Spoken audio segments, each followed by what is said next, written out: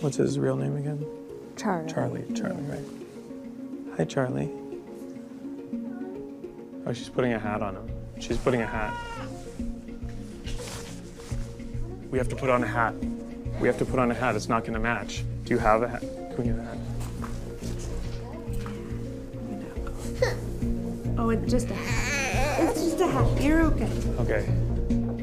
Wait till she clears the room. Okay, go. She's clear. Go. Now. Now.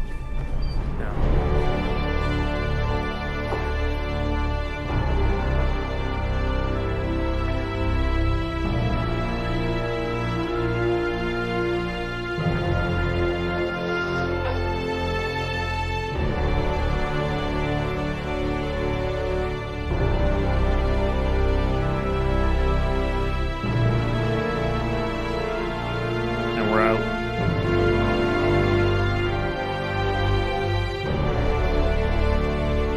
All right, thank you, everyone. Great work.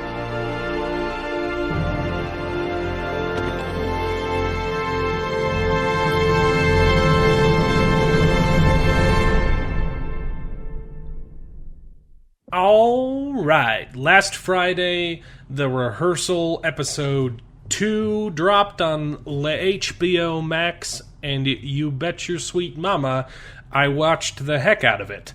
Unfortunately, I had to push this video back just a wee bit because we had a bunch of San Diego Comic-Con news. But we are finally here. What did I think of the second episode? You'll find out right after these messages. Oh, he's technically Mexican and 3/4 American, but for 3 generations he's got that nationality. Great-great-grandpa headed south, whose kids had kids then turned around. It's not what the show's about, but it's why he's Mexican technically. It helps that he was raised in New Mexico, lived in Guadalajara for 2 years, speaks fluent Spanish with a bachelor's degree in the language, and makes taquito. Episode 2. That looks like a 4. Episode 2. Not quite as good as episode 1. Episode 1 captured some kind of exotic magic. But episode 2 is still really good. Where the first episode was hilarious and also heartfelt, this episode excels at peak uncomfortableness. It's also still very fresh, because although the core concept is still very much the same, the subject and experiment in this episode is very different from episode 1. So I'm no longer scared that this show will start getting stale after a few episodes, because wildly different from episode 1.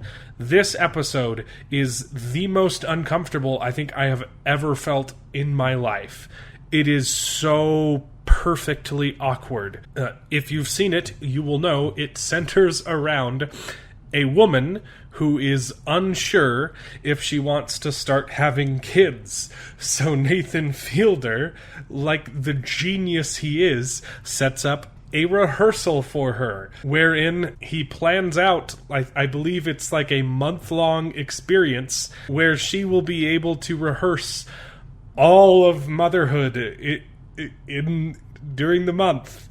The plan is to rent babies that she can take care of and rapidly have them grow in stature and go into teenness, and have her practice being a mom.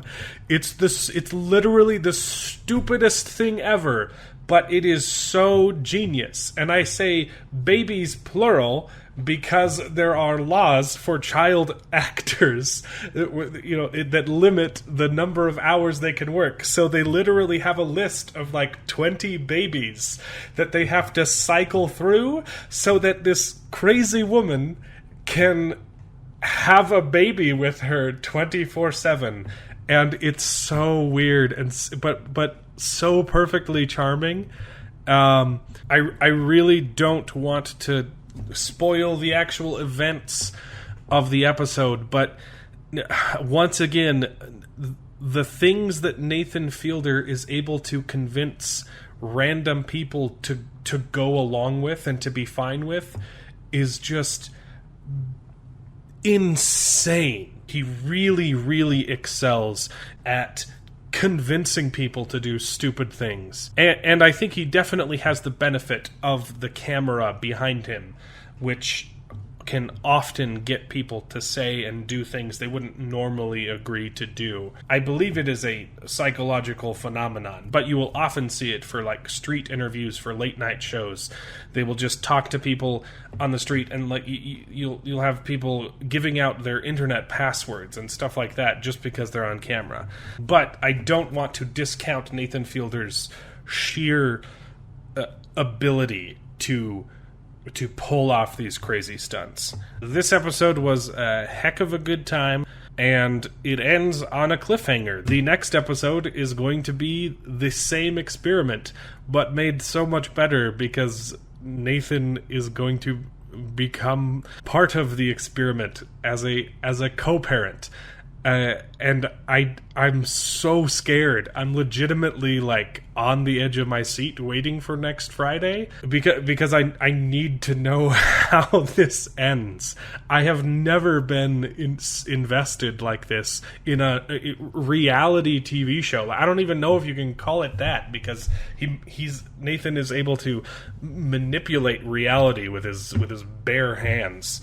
So if you are still not watching The Rehearsal, what is wrong with you? And if you are watching along, I hope you enjoyed this episode as much as I did. Episode 1 was definitely still my favorite so far, but I have a feeling that episode 3 is going to be sweet, sweet perfection. So tune in next week. I'm trying to get these things out on Mondays, but sometimes schedules are ridiculous. And we'll see you around, everybody. Bye!